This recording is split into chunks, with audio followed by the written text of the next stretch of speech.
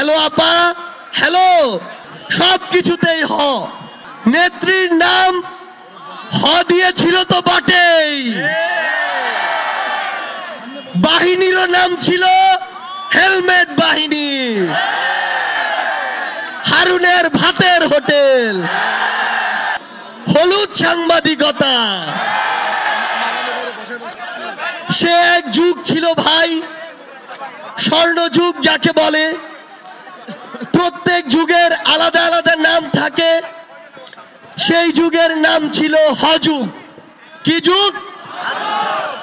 সব কিছুতেই হ, উপরে নিচে ডাইনে বায়ে যেখানে তাকাবেন হ, হ আর হ। নেত্রীর নাম হ দিয়েছিল তো বটেই, বাহিনীরও নাম ছিল হেলমেট বাহিনী। তাদের হাতে হাতুড়ি, হাতুড়ি না থাকলে হকি স্টিক। হয়ের বাইরে এরা যায় নাই। হ ভাই আসলেই যায় নাই। এমনকি সেই হযুগে দেশের সবচেয়ে বিখ্যাত হোটেলের নামও ছিল হ দিয়ে, হারুনের ভাতের হোটেল। এই হোটেলে যারা খেত তারা তো খেতই। হোটেলে যাওয়ার সুযোগ না পাওয়া পাবলিকরা যা খেত তার সবচেয়ে পরিশীলিত নাম হতে পারে হ মারা খাওয়া। কি হতে পারে?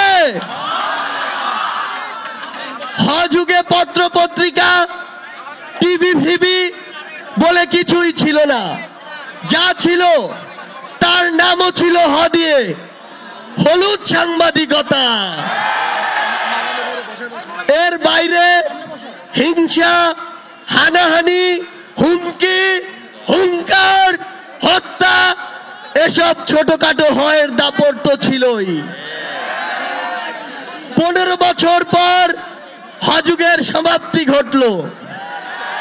হ পালিয়ে গেলেন, যে বাহনে করে পালালেন তারও নাম হ দিয়ে, হেলিকপ্টার।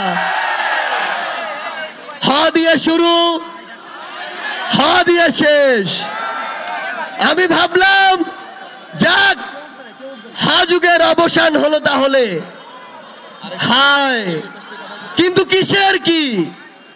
এখন আবার নতুন করে হয়ের হাহাকার শুরু হয়েছে। চারিদিকে হয়ের হাউকাও।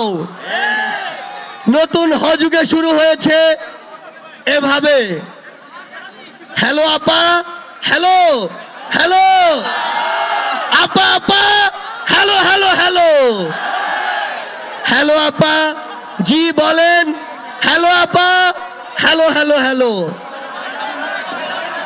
এভাবে হ দিয়েই কবিতাটি শেষ হলো।